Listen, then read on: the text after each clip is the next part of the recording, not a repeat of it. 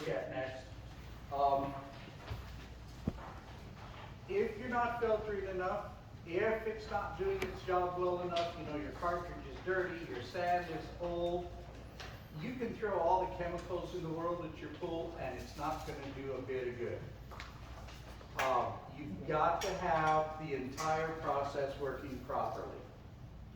Filter times, especially this time of year, 1 hour for every 10 degrees of temperature if you're on the old mechanical timer, so that's probably 10 to 12 hours a day.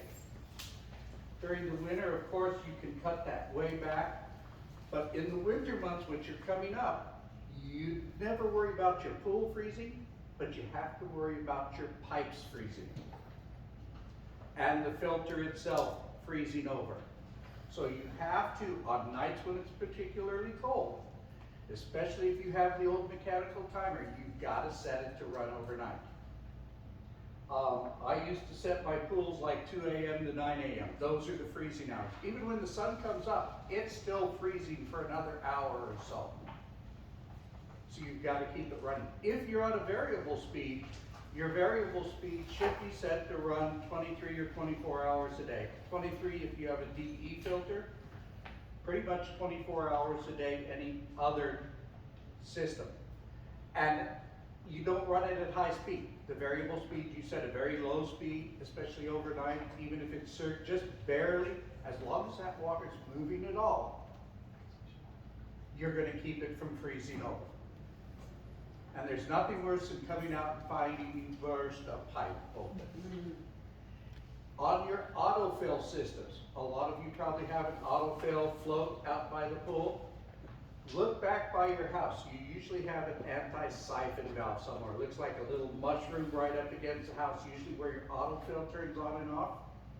If that's the old-fashioned metal one, cover it, just like you would a faucet handle. Because those old metal ones have a tendency to freeze and burst.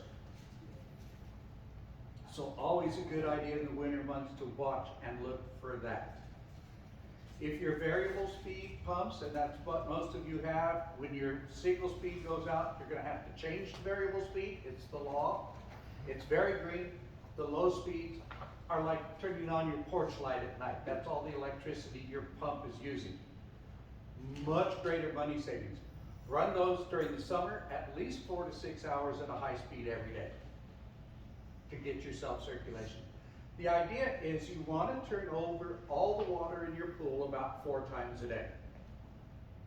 So usually at a high speed, most pools, if you've got the correct motor, the correct headspace, you have to turn it.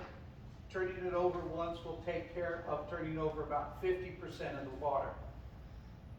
And so the next time you're up to about 70%. So it takes 3 or 4 times to circulate all the water in the pool. Then you still have dead spots or dead areas where the water just is hung up. Questions about filtration, that part of it. I know it's kind of a short little section, but it's important to know that you've got to be circulating. How do you know when your sand is ready to be changed? We will get into a section on filters. We'll talk specifically about each of the filters and their time limits. Okay. Next, when we say there are dead spots in the pool, we start getting into the weekly and daily maintenance. Brushing the pool weekly, super critical. Brushing that pool down, and you want to brush every square inch of pool, side, bottom, inside the skimmer area, doorway. You want to get around the lights because you notice it's usually recessed. There's some little nooks and crannies there. Take your time, get all those bits and pieces, because the chemicals do not go to the problem. You have to take the chemicals to the problem. And the funny thing is, if you were to look at a wall chemically, the chlorine could be out here, you could be forming algae here, and there's kind of a dead space between your chlorine and that algae. That's why the brushing is so critical. The cleaning of it, you've got to stay ahead. Brushing, cleaning. Vacuuming. If you have an auto cleaner, you probably don't need to vacuum. If you have pop-ups and they're working well, you probably don't need to do a lot of vacuuming. But keep that bottom brushed or vacuumed. The more debris you can get out of there, especially organic matter, the better acting your chlorine will be. Because the chlorine thinks it has to work on that organic matter as well. And so your chlorine's having to work twice as hard if your pool is dirty. Manual vacuum lean, of course, that's, you know, dragging out your hose, putting it in, going through. If you have trouble getting pressure for vacuuming, check your valves or bring me pictures of your valves and we'll help you adjust. Because a lot of pools have several valves in the back that you can adjust between your spa, your pool, your water feature. Sometimes it has a main drain valve. Bring us pictures of the valves and the whole setup, and we can help you figure out what valve does what. Because you can actually change the flow of and the amount of suction to your vacuum by adjusting those valves. Because a lot of times on the older pools especially, if you have an attached spa, they have that spa open a little bit so that you get circulation in the spa. But when you vacuum, you can close that off so you get all the suction to your vacuum hose. You can also use that valve then to control the speed of your suction side cleaner if you have a cleaner in the pool. So we can help you with all those adjustments, but it's important to keep that water well circulated. Netting, the same thing. Keep that netting going all the time. Keep things in. Winter means you're not going to use your pool as often, but the maintenance doesn't go away. You've got to keep it brushed. Pools work best when you have sunlight and circulation both. Well, in the winter times, a lot of us are going to cut our filter times back, especially the old mechanical filters will get cut back to 4 to 6 hours a day. So it's almost more important to make sure you are faithful about maintenance. You're not swimming, so less circulation. Swimming is the best circulation of all because water goes everywhere. So when you're not swimming, it's almost as important, if not more important, to keep that pool brushed maybe twice a week instead of once a week if you have the time and the energy. The other thing we're going to talk about, and I usually don't in normal pool schools, we're going to talk just a minute about covers, the blue bubble covers. A blue bubble cover is designed to buy you about a month of swimming time on either side of the season. Okay? It's not going to keep it heated all winter long. If you're using it, especially in the summer months, you are depriving your pool of sunlight if you're not taking it off every so often. And pools need sunlight and circulation. So, excuse me, there are times that you can have your cover on and you've left it on for a week or so and it's not getting the sunlight and your pool can go green with chlorine in it because you're not getting the combination of sunlight and circulation. Circulation by itself does not make chlorine its most active. So you've got to be sure you get a nice combination. If you're not going to be swimming, make arrangements, pull a corner off, pull half of it off. Do something to give you that opportunity to get some sunlight in there. When you cover it, don't forget to brush it and to keep it clean underneath that cover. You can't walk away. Now there are some covers that are designed that you can do that more with. Something we don't carry, but you have electronic covers that will actually come out and cover the pool completely. Those you can get away with a little less maintenance underneath, but you still need some sunlight. There are actually covers that you can go through and seal where, I mean, nothing will go through that cover. Kids can walk on it, dogs can walk on it, and they're perfectly safe. But again, you're depriving it of that sunlight. So at some point, you still need to kind of, every so often, give it some sunlight and circulation. If you have a water feature in a cover, say you have a waterfall, or where your spa comes in, you may need to take and cut a little bit out of your cover so that that water feature doesn't float onto the cover. And I have a lot of pools where they're a little bit irregular shape, so they actually leave cutouts. And if you're using chlorine floaters in your pool and a cover, don't put the floater under the cover. Remember, chlorine is a gas. And most of these have a way to vent that chlorine out of the top as the gas is off. So under a cover, guess what? You're gonna have a circle right where that floater's been sitting because it's gassing off under there. I've seen it time and time again. So that's a great place to keep one corner back and keep that in a corner. Okay, questions at this point? Okay, now we get into the fun stuff. Chemistry. We're gonna make this a fairly simplified version. There are, first thing we're gonna talk about is the water balance. Balancing the water. Alkalinity, pH, calcium hardness. It has nothing to do with killing the algae. It's setting up the conditions for the chlorine to work its best.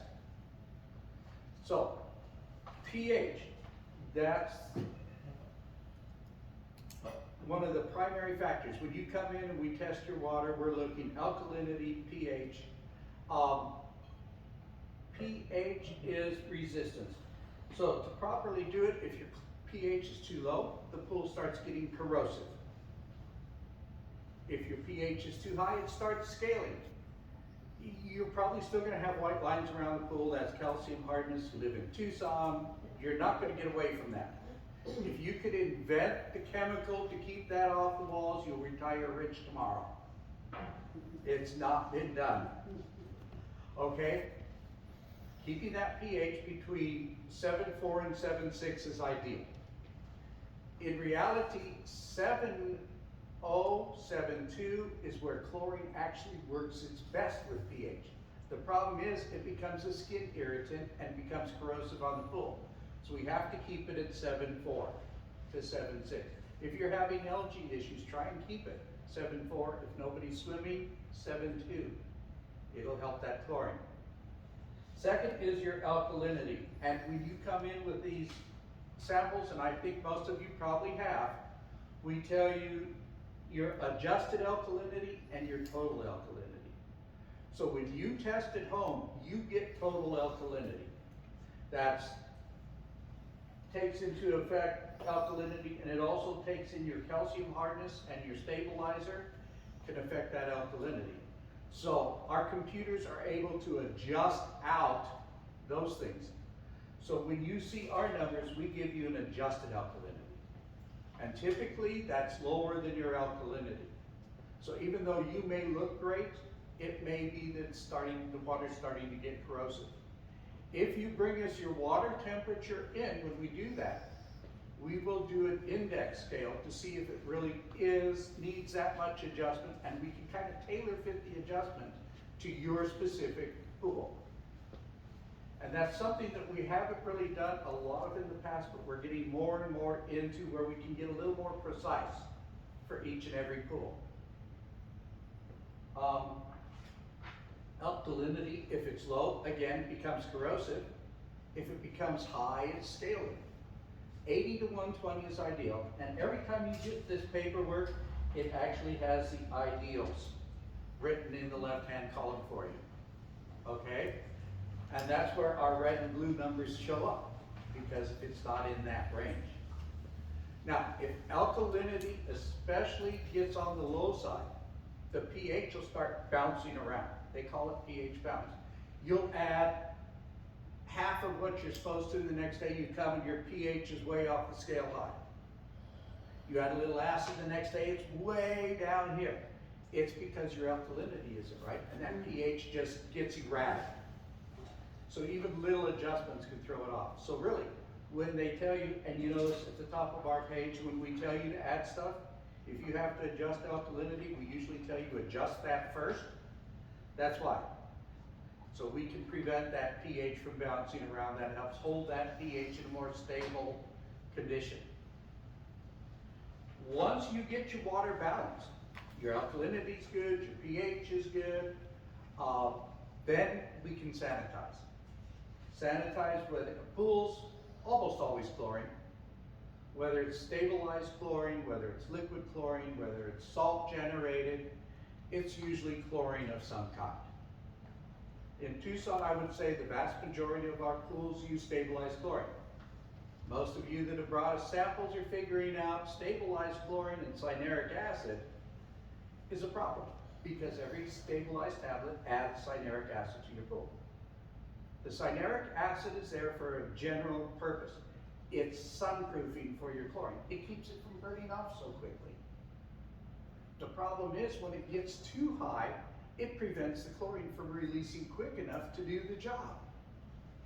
So when you start getting over 100 parts per million of cyanuric acid, it starts slowing the chlorine down.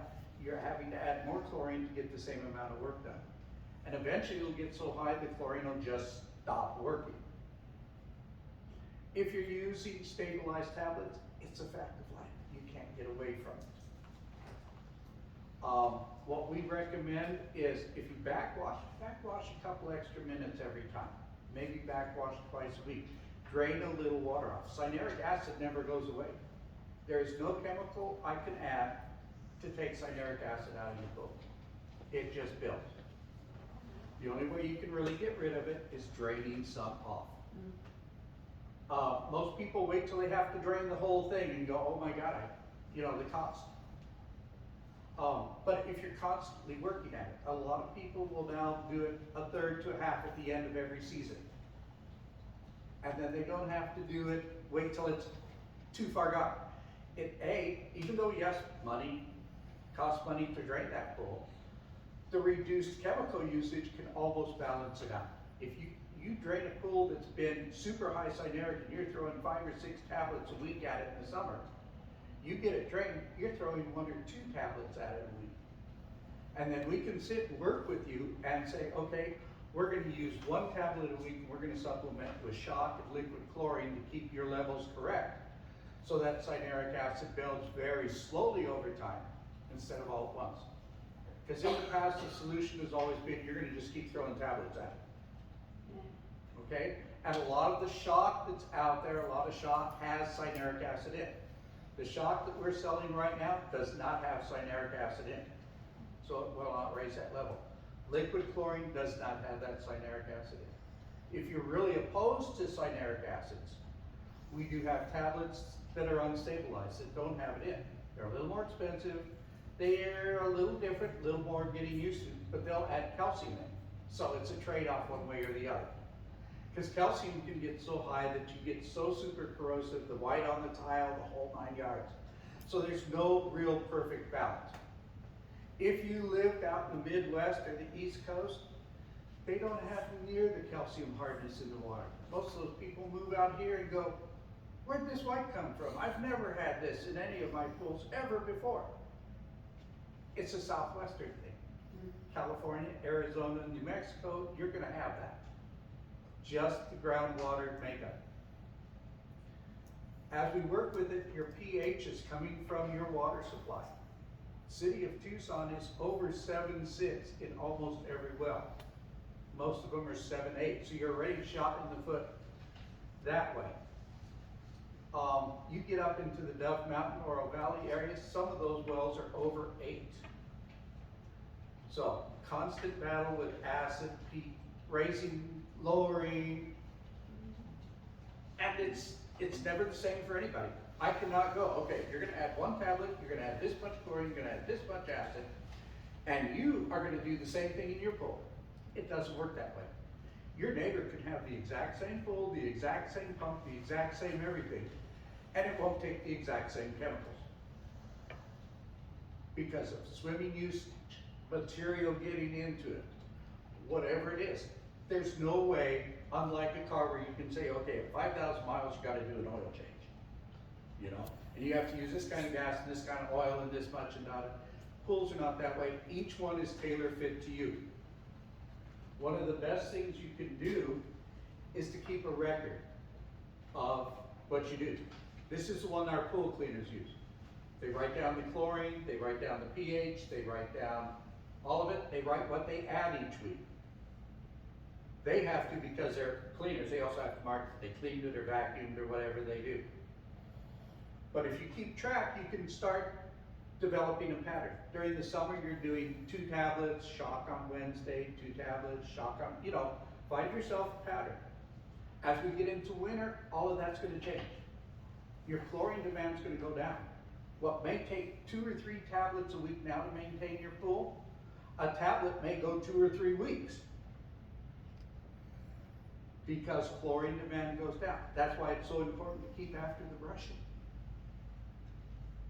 Okay, our questions at this point, am I throwing anybody I completely have off? a couple. Is it better to use the liquid chlorine than the tablets then? And then if you do use tablets, can you just put them in your skimmer if you cover your pool? If you cover your pool, you can put them in the skimmer. We don't recommend that. Keep the corner turned back with the floater is better. What happens with the tablet and the skimmer, the chemical is very strong going through to your pump. So everything in your pump is insulted with a high dose of chlorine constantly. Okay?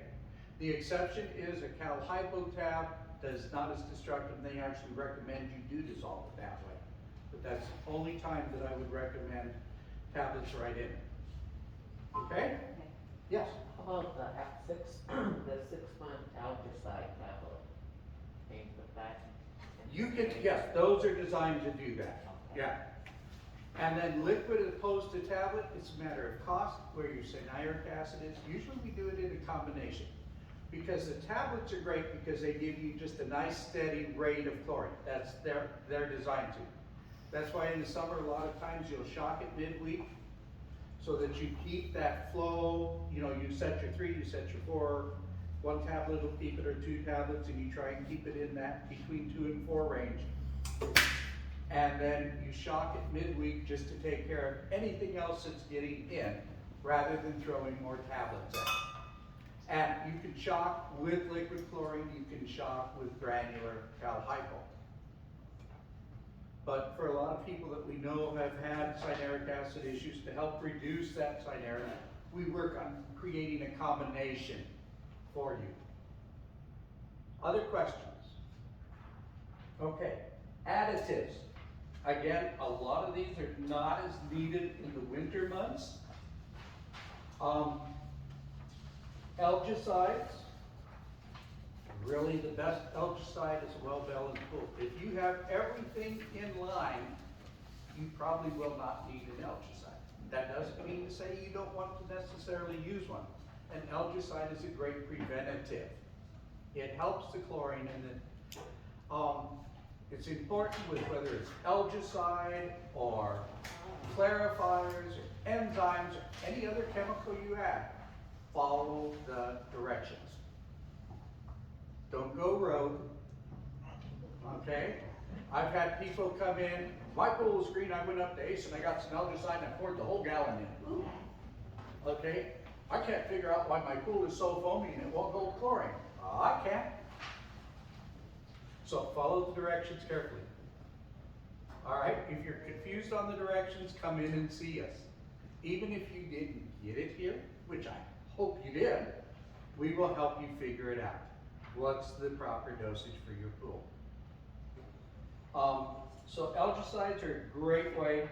When you add an algicide, always wait at least 24 hours after adding any type of sanitizer. Otherwise, the two will compete with each other. So you want to be sure to give it that time gap. Always wait 24 hours.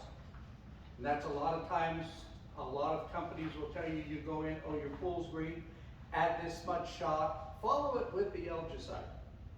The only exception to that is if you're fighting yellow algae, and we sell you a bottle of yellow tree or yellow out, that's made to be used with the chlorine. So you would add that directly in, and you would pour your liquid chlorine or your granular right on top of it. They are meant to do battle at the moment, because mustard algae is just a tough one to get rid of. So creating that immediate reaction makes a huge difference.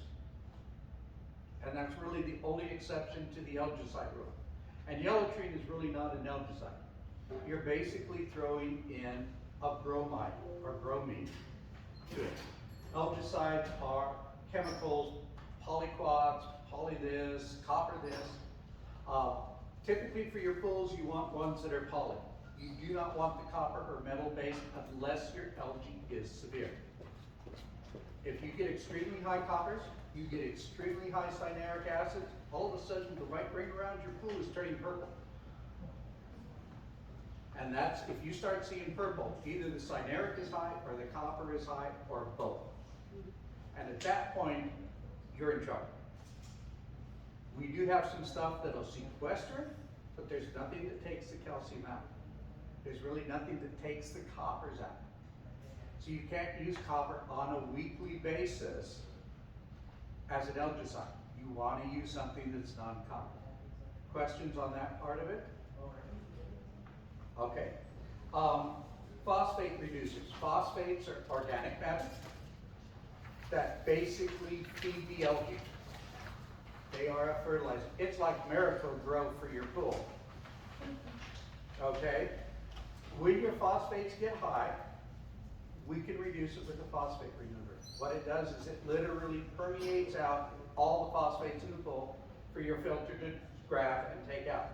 So a lot of filter cleaning when you add phosphate reducers, but it will take the levels down. If you backwash more often. Yeah, the sooner you can get leaves and debris out, the less chances you're going to have phosphates increasing. Leaves produce phosphates, all the oils off the trees.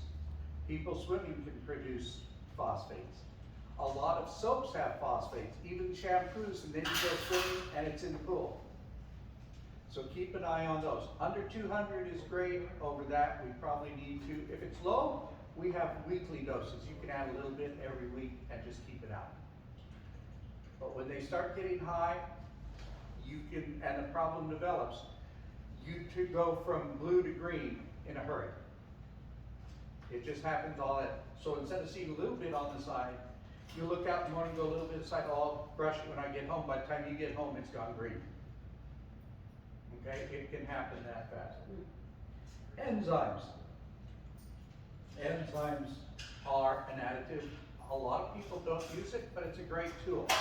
It takes care primarily of oils that get into the pool.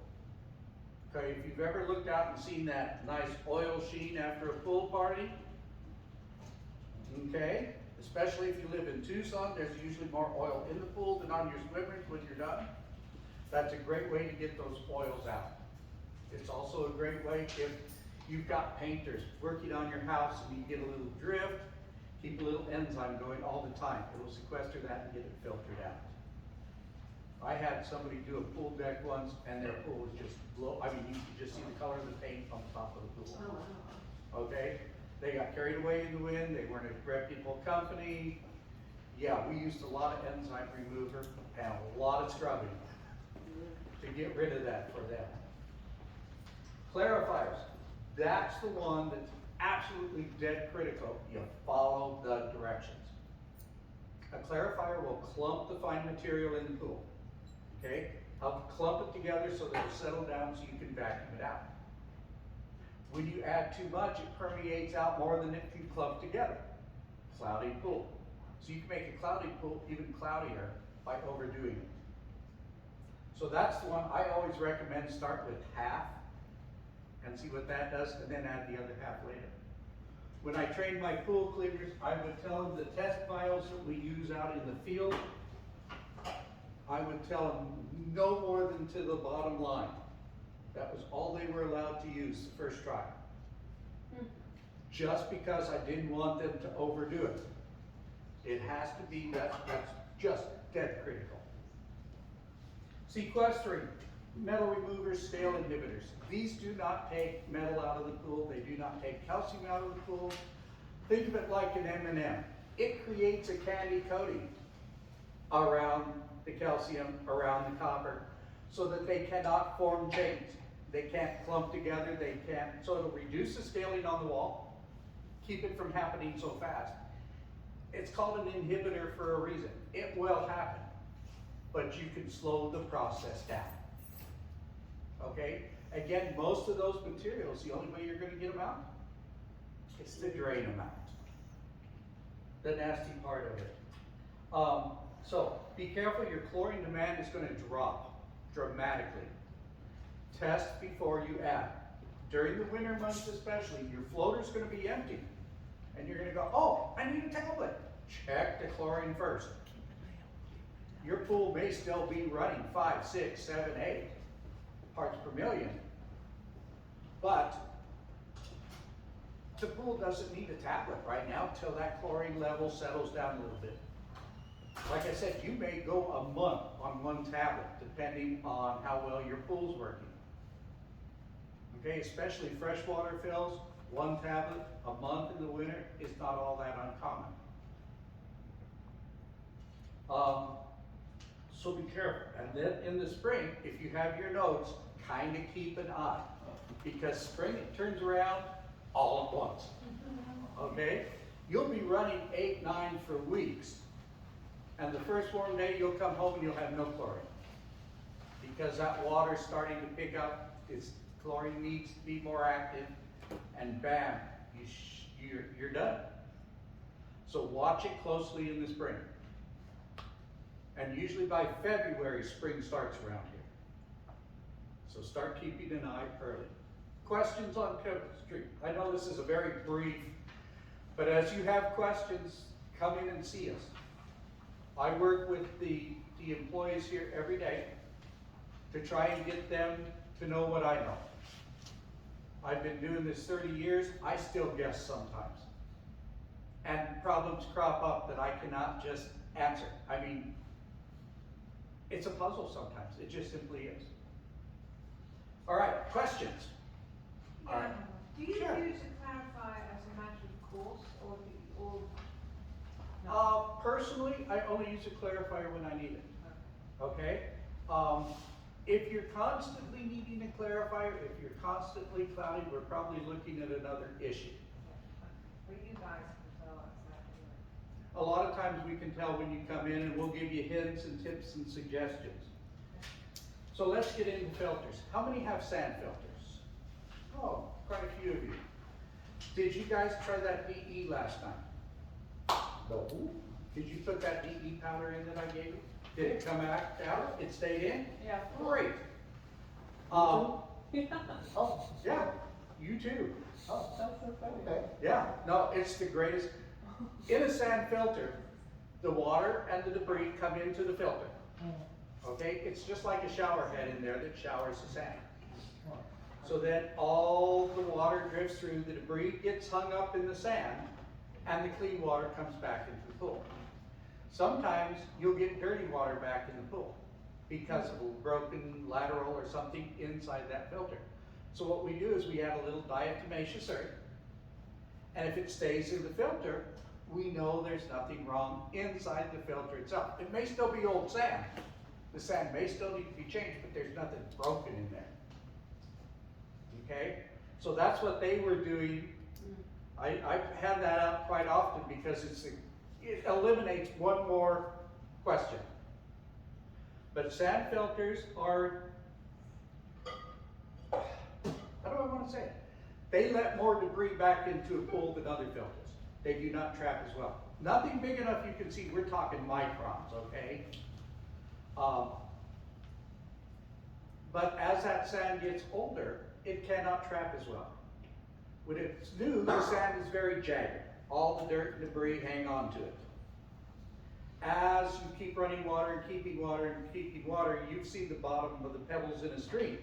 They get smooth, and your sand smooths out. So every 3 to 5 years, they suggest start over with sand. Give you that ragged edge, grabs, holds, does the debris that much better. It's also a great time to check to make sure the laterals and everything else are not wearing down, the whole 9 yards. You've got a backwash. We recommend once a week. Most manufacturers say when it climbs 5 to 6 pounds, it's time to backwash. Because we have so much chlorine in the pool, because the cyanuric acid's in the pool, we recommend a good backwash. A minute or two after it starts running clean is the minimum. Okay? So you start, it runs clear, let it run a couple of minutes because it's still pumping out stuff you can't see, but if you looked at it, it would still be dirty. When you're done, shut the pump off, wait a minute or two, turn it back on and let it backwash another minute. What that does is it kind of helps flush out that extra. A lot of times when you turn your pump back on after backwashing, you get a flow of dirt back in just for a moment. That will a lot of times reduce or eliminate that problem. Lots of backwashing. The backwash itself, if you're able to take it apart and lube the O-rings in it, maybe twice during the summer season, once over the winter, it keeps the valves moving easily. When they start getting stiff and you lube them and they're still stiff, come in, get a new set of rings before you have to put in a whole new assembly. Questions on the sand? Sand replacement, they recommend every 3 to 5 years. Yeah, my husband put his hand down in there and like was clumping it to see if it would clump, and it's not clumping. So you're probably It's been still about good. 5 years, okay. Yeah, but look, tell them next time, feel how smooth it is. Okay. Yeah, the rougher it is. And I should do that. Next time anybody changes sand that's really round, bring me in a little baggie. I have some used sand that way, so I can show you the difference between new and used. Okay. Yes? You talked about micro size, but we had like, mulch in there on top. Does that Okay. indicate a problem? It can. It's just big debris that hasn't, it probably weren't backwashed enough. Oh.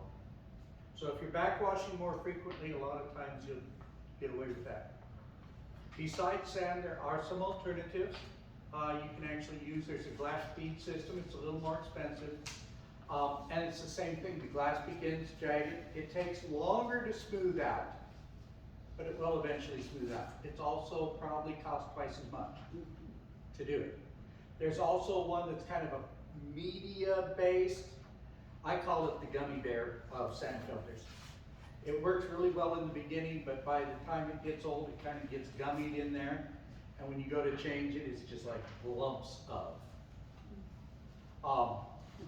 So if you're thinking of changing and you want to see the alternative glass, we can talk about that too sometime.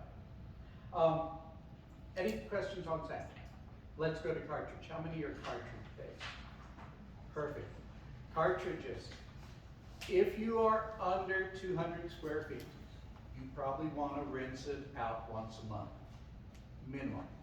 If you're larger than that, they say every 3 months. Or the manufacturers will usually tell you 5 to 7 pounds. Time to do it again. If you have algae, as soon as you've cleaned out that algae problem a little bit, get the algae out of those filters. Tear them down and clean them. We do offer filter cleaners. They're basically soak it in a garbage can to help get the mineral deposits off. But you want to keep them as clean as possible.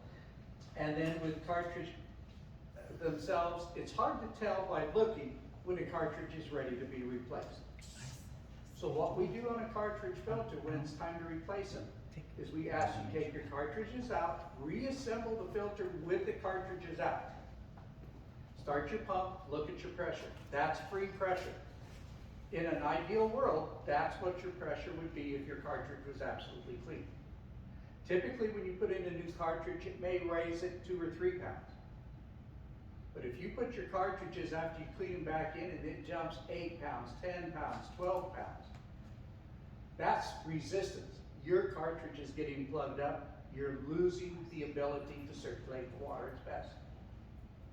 Now, they used to say every 3 to 5 years on cartridges. Well, we all know cartridge prices have just skyrocketed. They make the price of gas look cheap, the way they've gone up. So we're all hanging on to our cartridges as long as we can. So mineral cleaning, taking your time, and then watch that pressure. When it gets too high, it's just going to slow down the return so much that you're going to actually end up using more chemicals, more everything to get the pool clean again. Questions on cartridges? Okay, anybody with DE filters? Okay, DE, I'm just going to go briefly, is what we used in their pools to make sure that it was resistant. But DE is a filter media. It actually has like socks inside it. And the DE powder is a crushed crustacean. It comes up every time you start your filter. It blows that DE, diatomaceous earth, up and against the filter. Traps the dirt coming through. When you shut it off, all that DE and dirt drops to the bottom. You start it again, the cleaner, lighter dirt comes back up. Goes to filters, you trap stuff. It probably traps more dirt, finer dirt, than any other system out there. But it's a little more maintenance heavy. Because you have to backwash it and recharge it each time. Once a year you have to tear it down, get all the DE out of there and completely start over. But there are plenty of them out there, so if you have friends with them, have them come see us, we'll help you with that. Any other questions that we can answer while we're here, specifically to the class? And then if not, we will take all your individual questions. My teammates here are ready to help answer, I'll help answer. We'll look at photos you brought in, if you have questions about your pump areas, questions about chemistry. Keep in mind, if you're running low on tablets, we got buckets for $99 right now. That's $60 off our regular price. So, questions? Perfect. Grab a donut and grab some coffee. I'm not going to eat them all, I guarantee. Alrighty? Folks, thanks so much for coming today. And we will answer all your questions.